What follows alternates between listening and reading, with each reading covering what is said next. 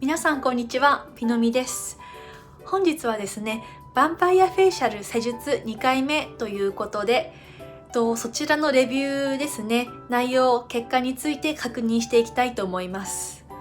ヴァンパイアフェイシャルはどういうものなのかという説明はですね、第1回目のレビューの中で説明をしていますので、もし気になりましたらそちらの第1回目を確認していただきますようお願いします。リンクは概要欄に貼ってありますのでご確認ください。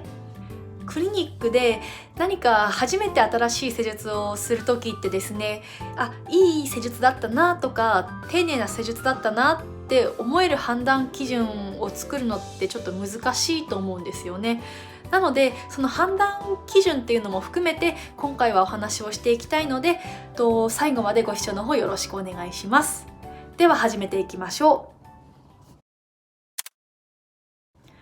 まずはじめに私が治療を始める前の以前の写真を見ていきたいと思います。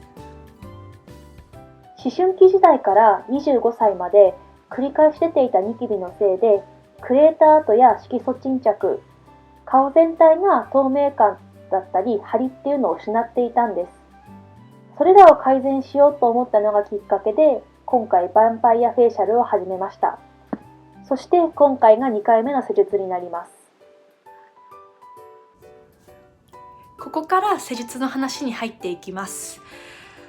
施術中に使う PRP の薬剤に関しては前回の採血の際に2回分ですね取り終わってますので、今回は採血はしませんでした。で、当日まず病院に行って先生のお話を聞いてですね、肌のコンディションを見てもらったりとか針の長さを決めるっていうことをして、でその後肌の洗顔をして、でいよいよ麻酔を塗っていくという流れに入っていきます。針の長さなんですけど、前回は初めての施術ということで全体が 0.5 ミリ、クレーターなど気になる部分は 1.0 ミリですねというふうに短く設定をしてました。で、前回から特に問題はなかったということで、今回は顔全体を 0.7 ミリでクレーターなど気になる部分に関しては 1.5 ミリで治療を進めていきました。そして前回血液の採取をした際に抽出した PRP をですね顔にのせて染み込ませながらダーマペンの針を刺していくということになります。施術中の痛みなんですけど、前回はですねもうほんと終盤の麻酔が切れかかってるかなぐらいの時は本当に少しの痛みは感じた程度だったんですけど、もう今回は最初の方からもう痛みは結構感じていて、特に皮とか薄いこのおでことかこの鼻の下の部分ですねっていうのは結構痛みが強かったです。で、全体的に顔をですね一通り当てた後に、例えば気になる部分ですね、例えば私であれば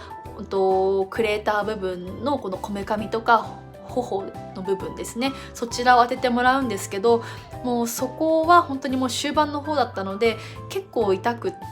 て、結構我慢して当ててるような感じでした。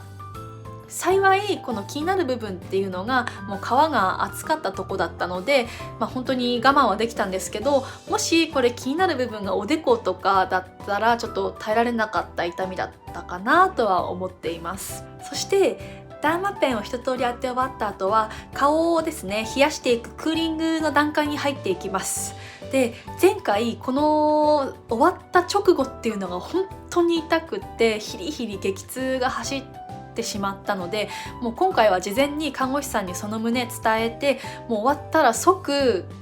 保湿パックと保冷剤を当てる作業をするようにお願いをしていました。そのおかげか前回と比べると今回はさほどこの直後の痛みっていうのは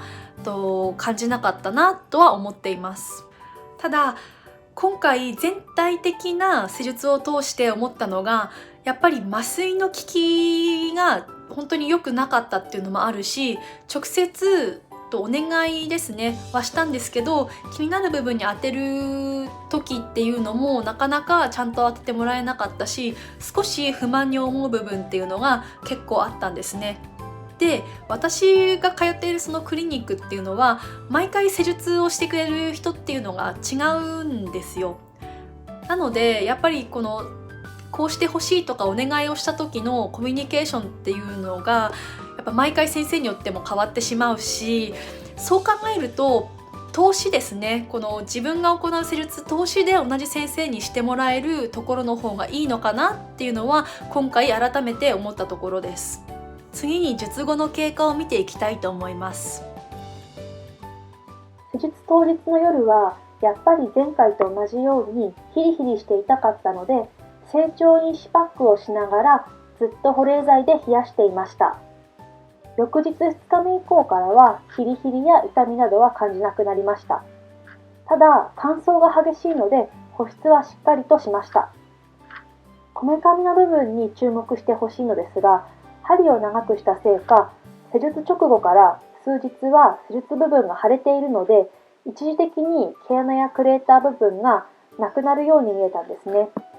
その時は完全に消えたと思ってテンション上がったんですけど、実際は腫れが引くと全てが治ったわけではなかったので、少しがっかりしてしまいました。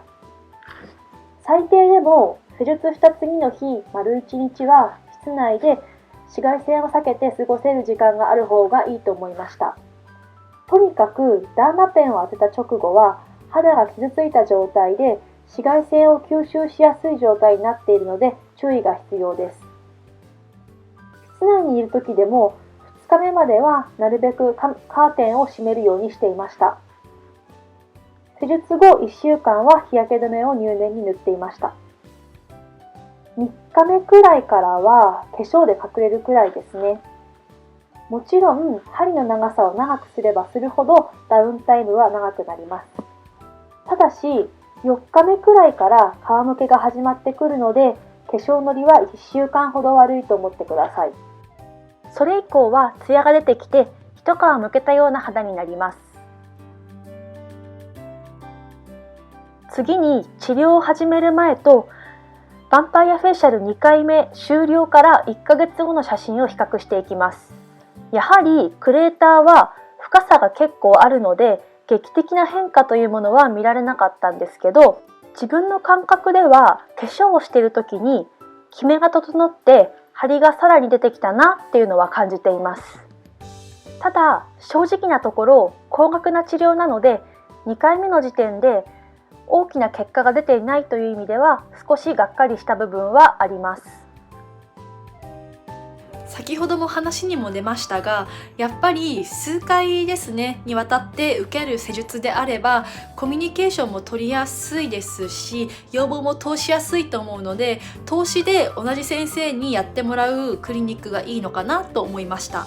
ただ最初にやってもらった先生に不満とか不安を感じるのであれば、もうすぐに先生変えてもらった方がベターですよね。不安に感じるとか何がいいかっていう判断基準っていうのはやっぱ最初に見つけるのは難しいと思うので、ここで私のこの経験をもとに、その判断基準になりやすいものっていうのをピックアップしてみたいと思います。1つ目は麻酔を塗るときですね、まんべんなくきちんと塗っているかというところです。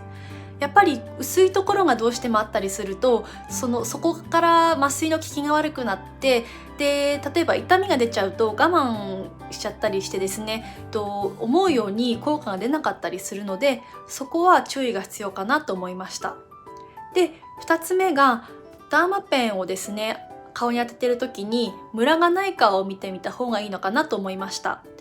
施術中に鏡とかをお借りして、それ見ながら施術することもできると思うので、そういった方法もあると思います。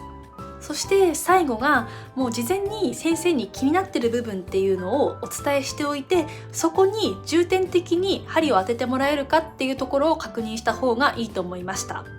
次に針の長さについてなんですけど、1回目は様子見の長さでやっぱ短めだったりすることもあるので、もう2回目以降は問題なければもう悩み別にですね針の長さっていうのを調節した方がいいと思います。やっぱりクレーター跡とか傷跡であったら長さ 1.5 ミリ以上の方が望ましいですし、逆にこの肌のキメを整えたいとか調子を整えたいっていう悩みであれば、もう 0.5 ミリ以下とかでも十分に効果期待できますし、ダウンタイムの時間っていうのも短くなりますので、そうやって適宜長さを変えていくっていうことも必要だと思います。今回受けたクリニックの契約がですね、2回ごとの契約だったので、今回2回終えてですね、正直次の契約3、4回目ですねするかちょっと迷ったんですね。やっぱり2回目の施術に対してもちょっと不満あったし、悩んではいたんですけど、やっぱ結局ダーマペンに関しては回数重ねないと効果が出ないっていうのもあるなと思ったので、3、4回目ですね、もう1回ワンクール契約をすることに決めました。なのでこちらのヴァンパイアフェイシャルシリーズですね、次回以降も3、4回目のレビューについてはまだ続きますので、よろしければ次回以降の動画も確認していただければなと思います。はい、いかがだったでしょうか。もしこの動画が参考になったなっていう方がいらっしゃいましたら、グッドボタンとチャンネル登録の方よろしくお願いします。それではまた皆さん次回お会いしましょう。またねー。